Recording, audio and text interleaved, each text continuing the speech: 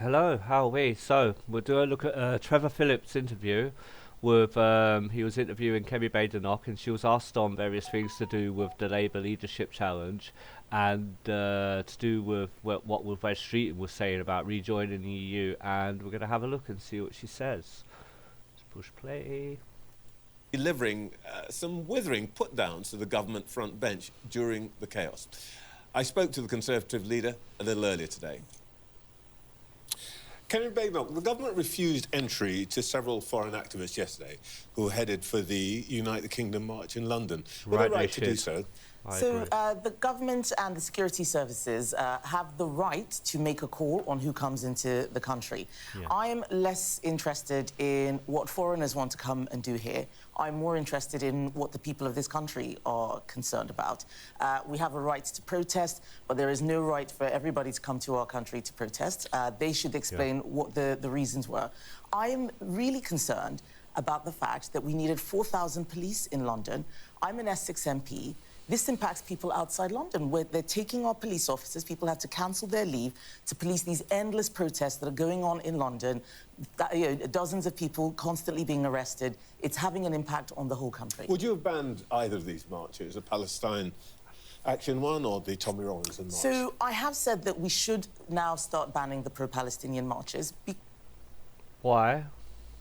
What? Not the hateful, like, United the Kingdom one, where they're openly screaming on microphones about hating Muslims and Islam and all this stuff. Because they are creating a climate of intimidation and fear against Jewish people.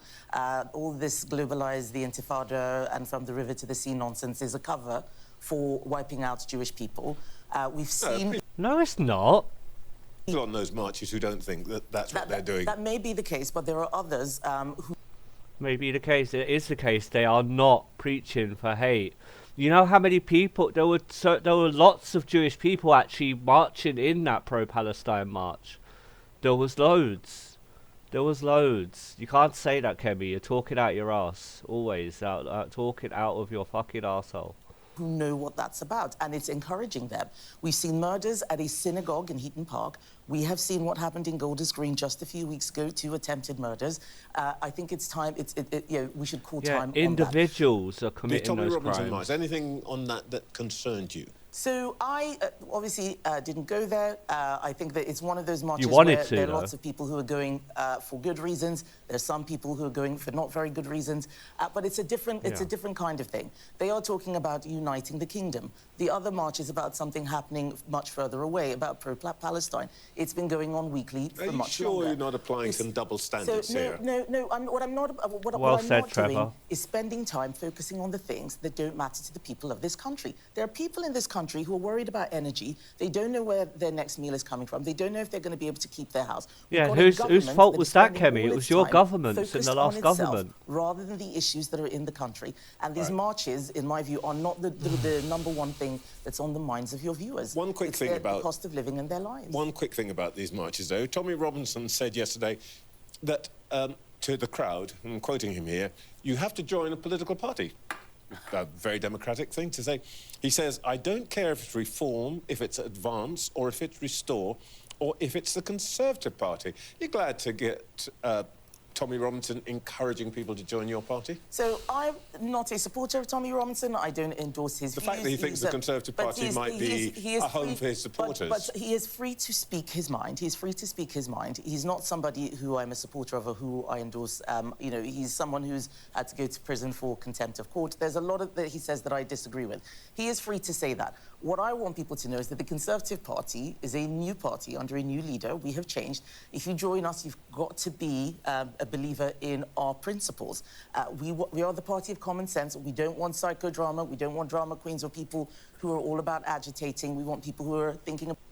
She says the party of common sense. We had 14 years of absolute nightmares. About how do we get more energy? How do we drill our oil and gas in the North Sea? How do we cut the welfare bill? We're spending more now on welfare than we get in income tax. That's what the Conservative Party is about. You might not want Tommy Robinson himself. I'm sure you regard him as a bit of a drama queen. But does it worry a little bit that he thinks that the people who support him might actually be the sort of person that would be welcomed into the Conservative Party? The Conservative Party is a party that's been in this country for 200 years. It's, you know, it has been the longest surviving political party in the history of democracy. We get majority support. We're coming back after a historic defeat, and we welcome support from people across this country, but it has to abide by our values. It's irrelevant what Tommy Robinson is saying. What's relevant is what I, the leader of the Conservative Party, is saying. As leader of the Conservative Party, you might have to face a new Labour leader, possibly Andy Burnham. I suppose you'd prefer to keep Keir Starmer in place now that your team seems to think that you've got the measure of him. The problem is not just Keir Starmer or Andy Burnham or Wes Streeting. They're all as bad as each other.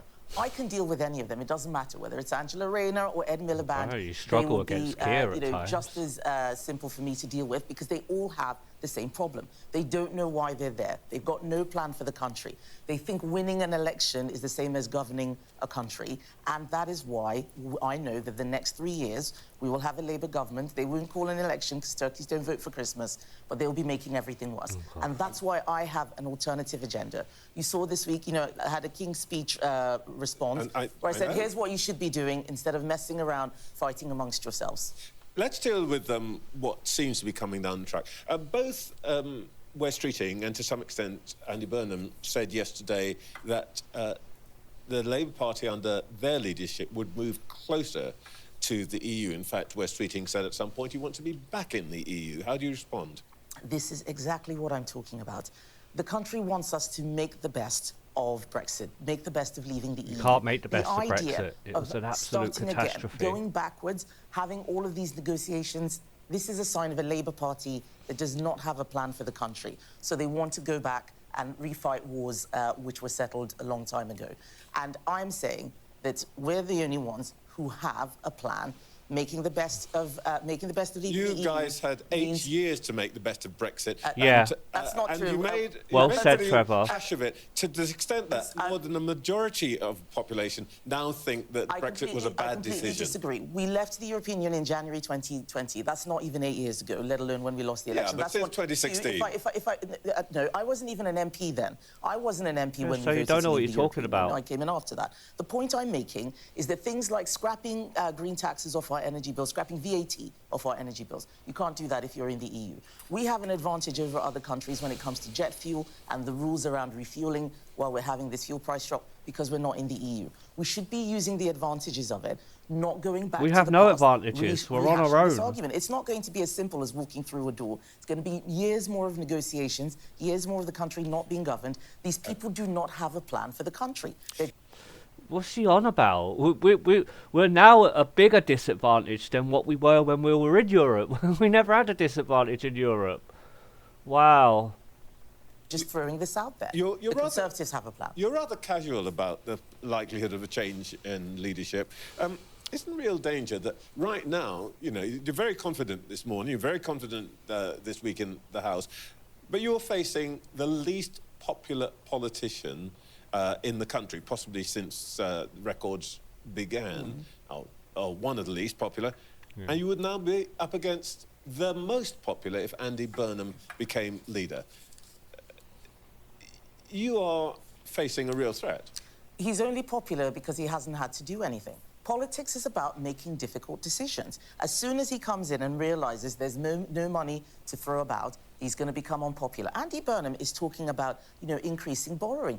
That's going to hit everybody's mortgages. That's going to hit borrowing costs for this country. It's going to put billions on debt interest. We will be paying a Burnham premium. I do agree with that in some sense, that Andy Burnham has yet to be tested being a Prime Minister, and we'll have to wait and see what he is like as a Prime Minister.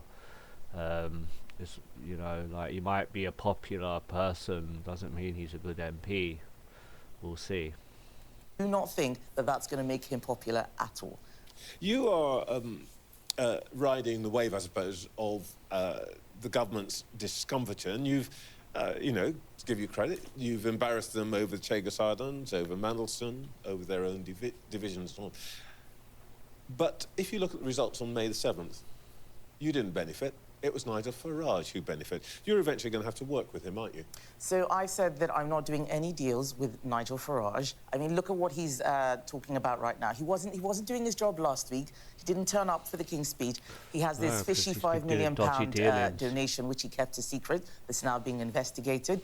Richard Tice and Robert Jenrick, they all have, sleaze allegations against them. You can say all of this about him, I'm not doing but the deals. voters, I'm not doing deals aren't with listening to that. Yes. The voters chose him on May the 7th. No. 14 councils, 1,500 new councillors. Some voters did. You lost, yes, I think, what, 600? But Trevor, do you know what? The places that voted Reform last year, like Hertfordshire, we're winning back those seats from Reform because when people get Reform, they don't like it. Worcestershire County Council is now in a complete mess. They're cycling through leaders, kicking each other out. People are people are suffering. Those who are living under Reform are suffering. So let me be very clear, no deals. If people want Conservative policies, they need to vote Conservative. I know We're it not is Sunday. stitching anything up to help Nigel Farage or to help Reform. I know it's early on Sunday morning. I may be missing the point here, but I think Reform won more than 1,400 new seats last week. I think... But to be fair, Labour still have more than Reform. Yes, they did win more on that day, but Labour still hold more than Reform. That you... Because not everywhere voted in the local elections, it was the specific little places. Lost, getting on for 700. Nope, that's not true. How many did you lose? No, that's not true. And also, don't forget... How many did you lose? No, Trevor, we lost... I'm not here to say we didn't lose seats, but these are seats that we won at the height of conservatism, when Boris Johnson was there. We have gone forward since last year. The voters... No, I'm not playing this game, Trevor. I'm not playing this game. We won seats off Labour. Game, like the voters... No, I know what you're trying to do. Right? I'm not here to talk about Reform. If people want Reform, they'll vote Reform. If people want Conservatives, they'll vote Conservative. I'm not doing a deal. We're not talking about last year. We're talking about this year. Thursday gone. Making politics last Thursday, who are you going to do a deal with? Who are you stitching this up with? I'm here to talk about bringing down the welfare bill, cutting our energy bills. How are you going to bring down the welfare bill? Oh, you're going to attack like disabled people and mental health and stuff again. And is just messing around. He might be doing well on a protest vote. Things it's 3 years till a general election. You get elected. It's 3 years until a general election. Is there a general election tomorrow, Trevor? I don't think so. People voted in councils that are being abolished next year. It's a free hit. I am telling you now that Nigel Farage is making the same mistake Labour did, thinking that winning elections is the same as running the country. It's not the same. He will run into problems like Keir Starmer has, like Andy Burnham will. There's only one party that's talking any sense. That's my party, the Conservative Party. You can't get to do any of that unless you get elected. So let's do things one at a time. Which we will. We will get elected. Let's do things one at a time. Otherwise, the country is going to be in chaos for years. You keep dreaming, Kemi. You keep dreaming. But you seem reluctant to accept what the voters said. The voters voted for Reform. They didn't vote for your party. Yeah. Do you want a general election now? The voters voted for Labour in 2024, and they had a historic landslide. Look at where they are now. So stop pretending that local elections are the same as a general election. It's not the same. You know what you're doing. I'm not playing the game. You know what you're doing. It's very silly. Labour won a historic landslide. Look at where they are now. Don't be silly, Trevor. We know that there's all to play for in 2029, and the Conservative Party is ready. We're going to be even more ready. We've only just started with our plans. And can't be more silly than Kemi. If Sir Keir Starmer has to stand down, and Mr. Burnham or Mr. Streeting or Mr. Rayner becomes a leader of the Labour Party and Prime Minister, will you call for a general election? So I think that Rachel Reeves has actually said something which makes sense for once. She said if there's a leadership election, the country is going to be plunged into chaos. So I think that they should have an election if they do what they say they're going to do, have a completely different mandate. Wait, what? How many prime ministers did the Conservatives go through? Did they call for a general election? No, they did not. No, they did not. So she's talking bollocks there. The time when you don't have a general election is when you continue the mandate. They're talking about leaving going back into the EU, rejoining and so on. They have to have a general election. They do. No, they don't, you stupid idiot. Oh, the amount of fucking prime ministers that they went through, the Conservatives, in the whole of their 14 years reign, like, no, not at all. You lot didn't even consider that. And it was even being talked about then you should, and you said no, you don't have a leg to stand on there, Kemi. Keep dreaming. If we go into a local election now, not a local, if we go into a general election now, who do you think's going to win? I reckon Reform would win. Yeah. 100% Reform would win it. So I don't know why you would call for that, Kemi. Like, be real. Unless you are planning to join up with Reform, in which case you would be like the Liberal Democrats when you formed a coalition with them,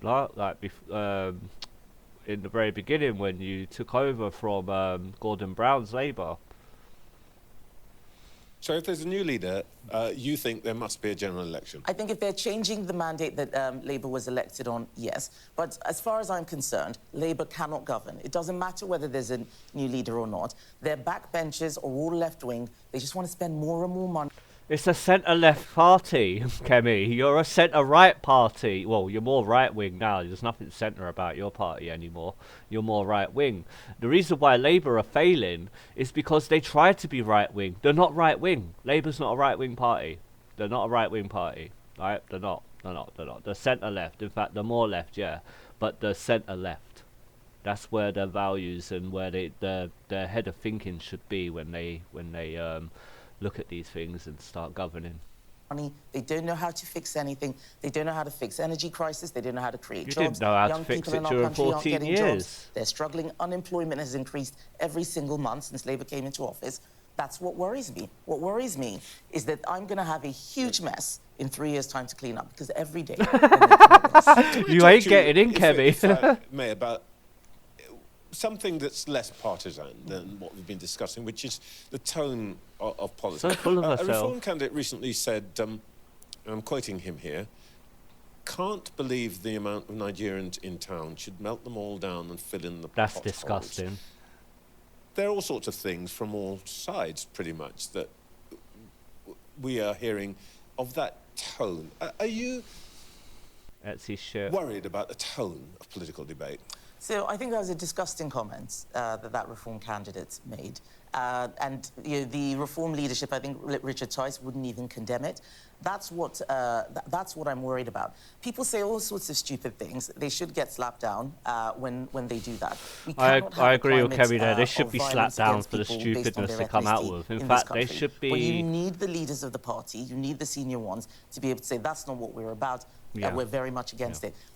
I agree with Kemi there, they should do, and yeah, and Reform ain't gonna slap down any of their MPs. I think they sacked one of them for something he came out with recently. I can't remember what it was exactly, but yeah, no, I agree with Kemi there. They don't say that, then we need to be worried. And I was really shocked when Richard Tice was interviewed that he would not condemn those comments. But I think there's a sort of a tone of hostility, and there's a fine line between something which, everybody enjoyed your side eye at West Streeting this week. Oh yeah, you look pissed, didn't you? You also had a go at the give me dirty looks all you want. Surely politics should be above this kind of thing. I don't think politics has ever been above teasing your political opponents. In fact, I think most of politics... I bet that's how she holds like her glasses when she's having a drink in Parliament and stuff, like taking the piss out of people. Has been about that. That's very different from talking about melting people. That's her alcohol posture when she's drinking. And harming them. Okay. And it was a serious point. They have been banned from pubs. They have been banned from hairdressers. Okay. I know if that's quite a serious... that's I'm not inviting you to repeat your speech. I just wonder whether we have to be careful about the kind of rhetoric. I mean, let me try another way of putting this. You've won some new fans this week, and maybe it's to do with the kind of rhetoric that you've used. Nicki Minaj compares you to Margaret Thatcher. Elisa Banks, I think, is supporting Azalea you. Banks, yes. That's Azalea rich Banks, coming from Nicki Minaj. What is it about you that leads these women who are famous for their beefs with Cardi B and Mariah Carey and Taylor Swift UK and is truly one always of a getting into kind. battles and so on. They'll What is it about you portray that, her in films and that TV attracts one them? day, I just think like they they just did like with Margaret feistiness. Thatcher. I think they're online a lot, and they've seen these videos. I'm just amazed that people across the Atlantic are watching our PMQs. I think that's it's something think that they she's don't have in amazed the that US. they know don't who have, she is. the holding of a president to account the way we do it. So it's something about British democracy that I think is quite special. Are you a fan of hers? Are you going to feature on her next track? I doubt I will be on her next track, but I still do like Starships, and I still do like 212, which is Azalea song. So they can probably hear the R&B and hip hop fan in me. Okay, we'll see. We'll see if anybody samples your next speech. Perhaps. Kemi Badenoch, thank you so much for your time this morning. She's so full of herself, isn't she? Well, I'm going to leave it there. We're just coming up gone 20 minutes on this video. So, yeah, digest. Put in the comments anything that you thought was wrong or right about this interview. And, yeah, I'll reply back to them. Thank you. Peace.